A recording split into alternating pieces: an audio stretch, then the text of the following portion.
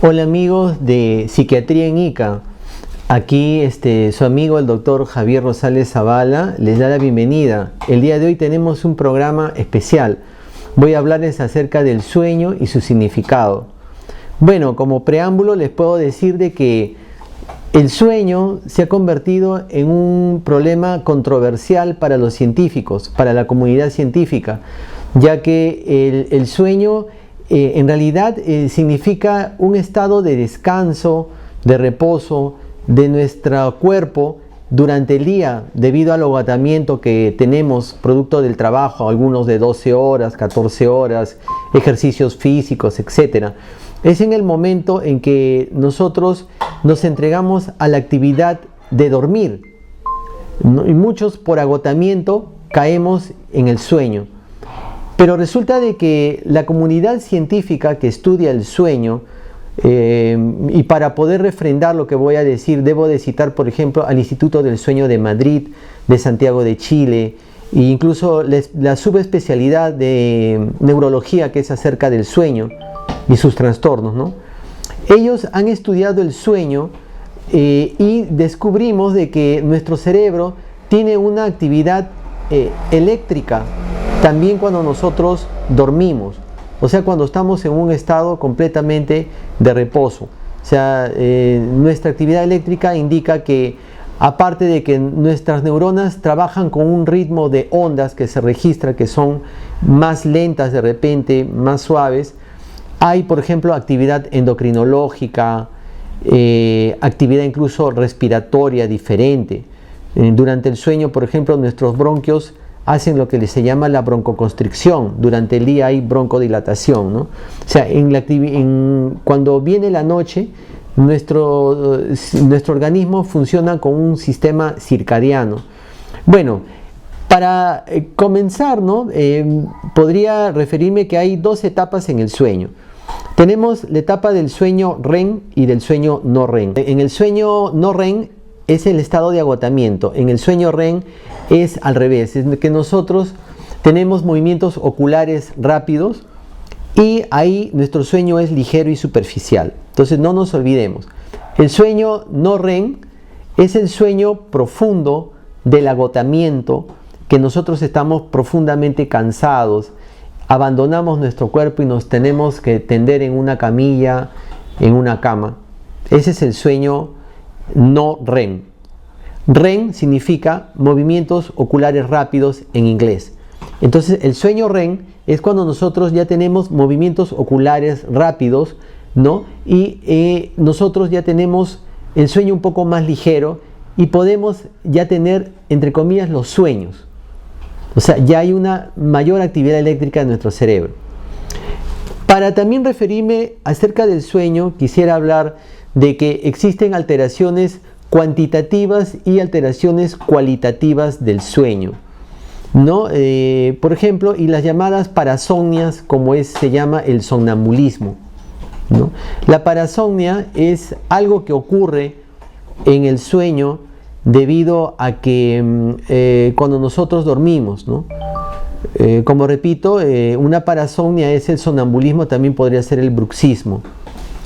Una alteración cuantitativa del sueño es la hipersomnia, cuando dormimos demasiado, de repente por efecto de un medicamento o de repente por efecto de alguna enfermedad, ¿no? Entonces, ahorita les voy a hablar también acerca de el sueño y su significado en psiquiatría, en la especialidad de psiquiatría. Tenemos, por ejemplo, de que la ansiedad y depresión es causa número uno de una alteración del sueño. Sabemos que en la depresión, por ejemplo, vamos a tener un insomnio del despertar temprano. ¿Qué significa? Que vamos a dormir de repente a las 11 de la noche y se nos va a quitar el sueño a las 3 de la mañana. No duermo bien, no descanso bien. ¿Qué problema? Y yo tengo que trabajar al día siguiente. En la ansiedad, el problema es el insomnio de conciliación. ¿Qué significa eso? Que yo tengo problemas para conciliar el sueño, o sea, para iniciar el sueño. No, yo me echo en una cama, en una camilla, y estoy tenso, estoy hiperalerta, ¿no? Durante todo el día he estado pasando momentos difíciles, de repente van a operar a mi mamá, le van a dar quimioterapia a mi tía, me van a tomar la prueba rápida para el COVID, por ejemplo, ¿no? Entonces estoy esperando algo con mucha expectativa, estoy hiperalerta casi todo el día. Miren, amigos, quisiera que comprendan una cosa. Muchos de ustedes vienen a una consulta médica preocupados porque no pueden dormir, pero con lo que deberían de preocuparse es que si tienen ansiedad o depresión, porque en realidad el sueño es al final una manifestación de que nosotros ya tenemos una comorbilidad psiquiátrica de fondo, y las dos más conocidas es o ansiedad o depresión. ¿Qué otras enfermedades o trastornos psiquiátricos, mejor dicho, tienen que ver con el trastorno del sueño? La ansiedad y depresión viene a ser lo neurótico. Ahora venimos con lo psicótico. Con lo psicótico tenemos, por ejemplo, la esquizofrenia y la bipolaridad. En ambas, la falta de sueño puede ser total. Significaría que durante toda la noche no voy a poder conciliar el sueño, no voy a poder dormir. Esa es una de las características de la esquizofrenia, por ejemplo. Entonces, y es un signo predictor de una crisis psicótica. Entonces es necesario, por ejemplo, cuando trabajamos con los familiares, poderlos alertar de que definitivamente si nuestro paciente con esquizofrenia comienza a recortarse el sueño, puede haber una recaída. Lo mismo para el bipolar. El bipolar, como sabemos, tiene episodios maníacos o episodios de depresión mayor. Si está en un episodio maníaco, va a estar hiperactivo, hiperalerta todo el día, no va a poder dormir. Si tiene la depresión mayor, posiblemente también no pueda dormir. Tenemos también que hay otra enfermedad neuropsiquiátrica muy conocida que tiene que ver con trastornos psicóticos y problemas neurológicos. Problemas neurológicos como las convulsiones y trastornos psicóticos porque tienen alucinaciones. Me refiero a la epilepsia. Y en la epilepsia también puede haber desórdenes del sueño. También cuando hay traumatismos encefalocranianos, pacientes que están, por ejemplo, sujetos a que tienen problemas de fobias, miedo a la oscuridad, por ejemplo, fobia a la oscuridad, a la noche, o a estar solos. Ellos no soportan tener un momento de quedarse solos en la casa, entonces ellos están hiperalertas, muy expectantes, llega la noche y no van a poder dormir. En el caso, por ejemplo, quisiera referirme ahora a un caso de infectología. Quisiera referirme a la famosa también enfermedad del sueño o trypanosomiasis, cuyo agente vector es la mosca tsetse. Bueno, este problema es muy oriundo de la África subsahariana y acá también hay problemas con el sueño. Cuando nosotros ingerimos comidas abundantes, también tenemos problemas para poder de repente dormir adecuadamente, ¿ya? Cuando hay ingesta de alcohol, cuando nosotros tenemos la adicción, conocida como el alcoholismo, nuestro cerebro se acostumbra a sentir los efectos depresores del alcohol, y cuando la persona ya no consume alcohol, tiene episodios de insomnio, depresión y ansiedad. O sea, la palabra día: depresión, insomnio y ansiedad. Le es difícil coger el sueño. ¿Por qué? Porque se acostumbró a la digamos, acción depresora del alcohol. Tenemos también los sueños vívidos. Los sueños vívidos ocurren en personas también que están sujetas a tratamientos de la especialidad de psiquiatría, cuando están tomando los inhibidores de la recaptación de serotonina, sertralina, fluoxetina, paroxetina, por darles un ejemplo. A veces el escitalopram también. Entonces ellos tienen sueños, por ejemplo,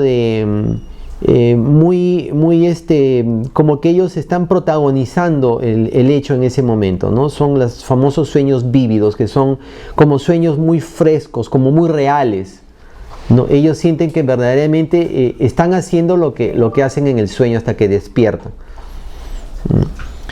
Y muchas veces por tener estos sueños vívidos se dice que estas personas no descansan bien durante la noche.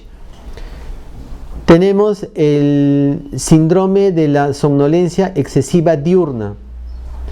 También tenemos la llamada narcolepsia, la enfermedad del sueño, los terrores nocturnos en los niños o las parálisis del sueño, ¿no? En inglés, nightmare.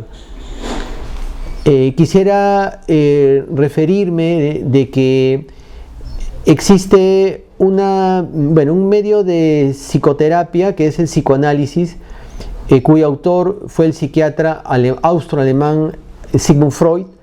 Él definitivamente dijo de que los sueños eran manifestación del subconsciente, de que nosotros, por ejemplo, tenemos a veces impulsos reprimidos, que nosotros a veces hay cosas que no las afrontamos conscientemente, pero lo guardamos en el subconsciente. Y cuando nosotros nos echamos a descansar, nos entregamos en el sueño, este subconsciente aflora y se producen estos sueños especiales que tenemos. Por ejemplo, soñar con serpientes, soñar con arañas, soñar con el diablo, por ejemplo, ¿no? Soñar que el diablo de repente nos persigue, o soñar con animales, soñar con perros, soñar con que estamos rodeados de personas. Esto fue lo que, digamos, la teoría del subconsciente, como que en el sueño, según la interpretación que hacía Sigmund Freud, revela ciertos contenidos, entonces inconscientes o subconscientes, que son como símbolos, hay una simbología.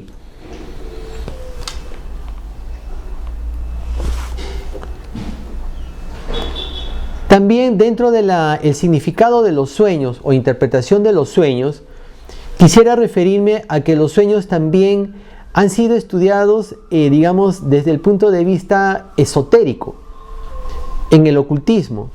Por ejemplo, se dice pues de que los sueños pueden estar ligados a los llamados viajes astrales o desdoblamientos, que existen sueños premonitorios, donde nosotros tenemos una proyección o visión del futuro. De repente, ahí cuando nosotros abandonamos nuestro cuerpo, producto del cansancio, de la fatiga, y que nuestro cerebro trabaja al mínimo. Es como cuando tu celular se han descargado las baterías, tienes 5% o 1% de baterías y tu celular está a punto ya de quedarse sin nada.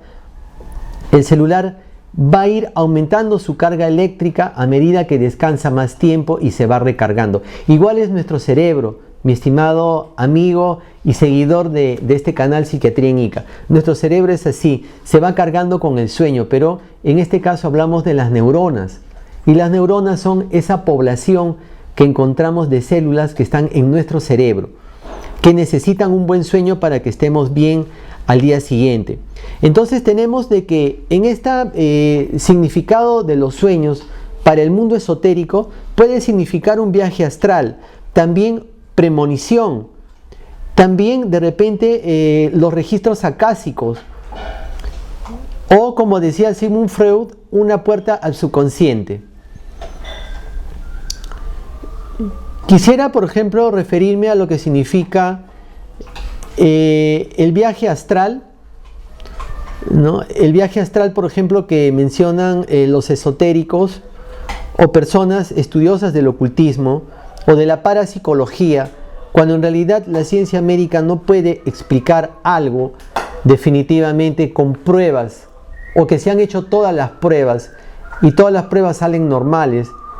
Nos queda otra ciencia, a veces para algunos como una pseudociencia, es la parapsicología, la que intenta explicar el porqué de las cosas. Aquí, por ejemplo, en el viaje astral o una experiencia extracorpórea o fuera de nuestro cuerpo, para que esto ocurra, nosotros tendríamos que estar tendidos en una cama, digamos, abandonando casi nuestro cuerpo en un estado de agotamiento o de cansancio, para de repente nosotros poder salir de este cuerpo y, digamos, ver lo que nos rodea o pretender también descubrir más el universo. De repente poder ir a otros lugares distantes ¿no? De acuerdo a cada capacidad que tenga cada persona de poder desprenderse de ese cuerpo, ¿no? Por ejemplo, se dice que para estos viajes astrales hay un fino cordón que todos mencionan que tienen, como se va a ver en esta figura que les voy a mostrar. Hay un fino cordón que une el, digamos, el ser o el astral o el alma que mencionan, por ejemplo, los religiosos, ¿no?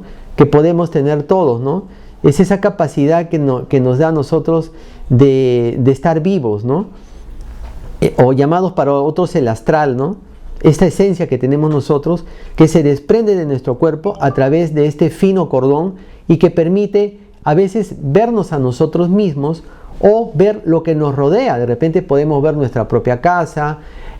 Muchos, por ejemplo, nos han contado, yo he tenido una experiencia rara, te dicen, porque yo de repente me he visto como que vuelo, que estoy saliendo de mi casa, vuelo, o si no, estoy en el techo de mi casa viendo todo mi cuarto, ¿no? Entonces, ¿qué es lo que ha ocurrido? Bueno, la explicación que se da es que ha habido como un desprendimiento, ¿no? En ese momento de lo que significa el consciente o el astral o el alma que mencionan, que se separa de nuestro cuerpo a través de este fino cordón plateado, ¿no? Que muchos lo han visto. Bueno, en esta experiencia extracorpórea, que para algunos puede ser un viaje astral, tenemos el concepto de la autoscopía.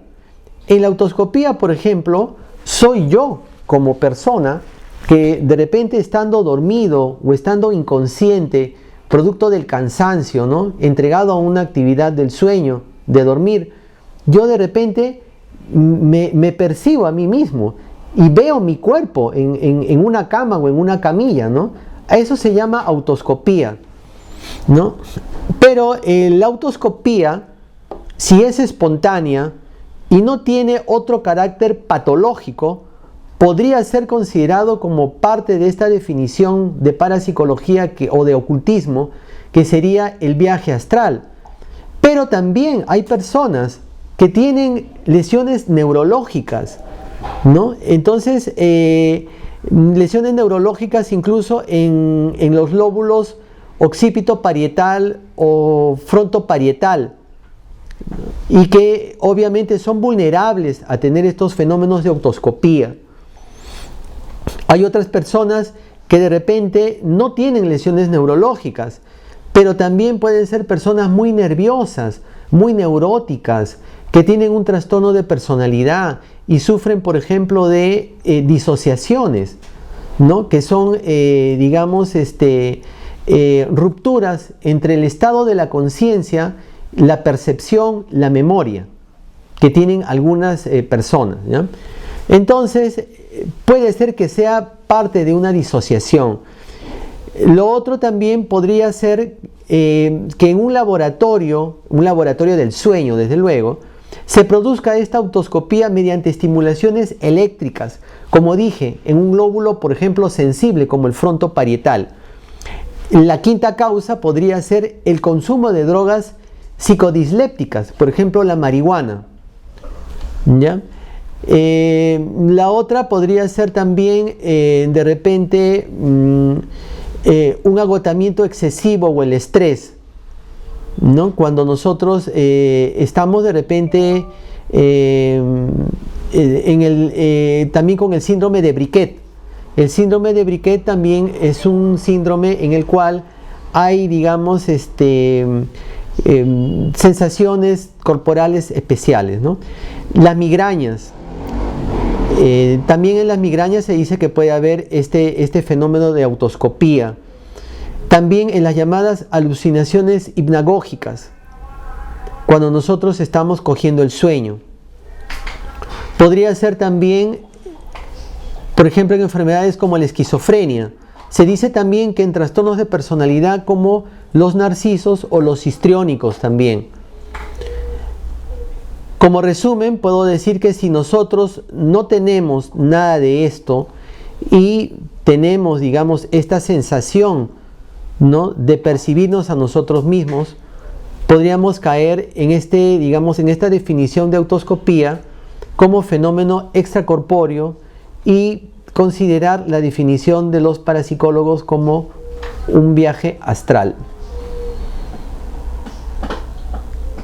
Bueno, quisiera para terminar este tema de hoy día, que me parece muy interesante porque muchos pacientes acuden, pues, digamos, a sesiones esotéricas, ocultismo, o también a las sesiones con el psiquiatra. Antiguamente eran las sesiones de psicoanálisis, donde se hacía una interpretación de los sueños, ¿no? Es que en realidad nosotros tenemos que ver los factores neurológicos, psiquiátricos, de trastorno de personalidad o de enfermedades psicóticas como la esquizofrenia, o también consumo de drogas, para poder descartar todo lo patológico y quedarme con algo que podría también explicar qué es el viaje astral. Yo quisiera referirme ahorita a un personaje muy importante. Quería comentar acerca de Edgar Cayce. Edgar Cayce fue un conocido vidente, psíquico norteamericano, que nació en el año 1877. Edgar Cayce, llamado el profeta del sueño, o el profeta durmiente en sus épocas, fue una persona que dio vaticinios acerca de la Segunda Guerra Mundial, que hablaba de la sanación, hablaba de la inmortalidad, hablaba también, gracias a él se debe, por ejemplo, el concepto de los registros acásicos, ¿no? Edgar Cayce hablaba de la Atlántida, y dio muchos vaticinios que hasta ahora se han cumplido, ¿no? Edgar Cayce ha sido un personaje muy importante, y ahorita también vamos a presentar una de las fotografías de Edgar Cayce en el famoso diario New York Times en el año de 1910. Pero Edgar Cayce, para ti, amigo de este canal y de YouTube, para que sepas, Edgar Cayce tuvo un traumatismo encéfalo-craneano de leve a moderado con una pelota de béisbol cuando él era niño, y Edgar Cayce perdió el conocimiento por un cierto tiempo. En realidad sus biógrafos no detallan el tiempo, pero él no entró tampoco en un estado de coma. A lo mucho pues habrá sido media hora, pero podría ser el caso de que Edgar Cayce, producto de ese impacto de la pelota de béisbol que sufrió de niño, sufrió una remoción, para mí, de sus neuronas, y de repente él quedó pues con estos poderes especiales de los cuales se habla de él, ¿no? Edgar Cayce hablaba también mucho de la reencarnación, ¿no? Y de todo lo que podría considerarse como un registro acásico, ¿no? Por ejemplo, para poder referirme más a Edgar Cayce, es que Edgar Cayce pensaba, ¿no?, de que todo lo que nosotros acumulamos en el campo de los conocimientos, obviamente va a quedar en una biblioteca virtual ahora, como es la computadora, un CD, un USB. Pero Edgar Cayce en aquella época, me estoy refiriendo de 1910, 1920, una persona que nació en el año 1877, Edgar Cayce decía que todo quedaba aquí, afuera, en el universo, y que cualquiera de nosotros puede tener acceso a esta biblioteca virtual que queda en nuestro ambiente, en nuestra atmósfera, obviamente cuando tenemos nosotros episodios de disociaciones o desdoblamientos, por ejemplo, en el sueño. Lo que pasa es que Edgar Cayce, para poder contar brevemente su trabajo, él era considerado como un medium que en un estado de trance o de ensoñación comenzaba a predecir cosas que iban a ocurrir en el futuro, de acuerdo a lo que el consultante le pedía, ¿no? Incluso se dice que dentro de la biografía de Edgar Cayce pudo sanarse de una enfermedad gracias a que nuevamente entró en trance y pudo, guiar bien a su familia para tener la curación respectiva. Como repito, el profeta durmiente hablaba de sanaciones y del futuro en un estado de ensoñación, de trance o de hipnosis. Bueno amigos, espero que les haya gustado mi programa, también tu programa, y si te gustó mucho, dale like y no te olvides de presionar la campanita para recibir más notificaciones. Ha sido un gusto estar con ustedes. Bye.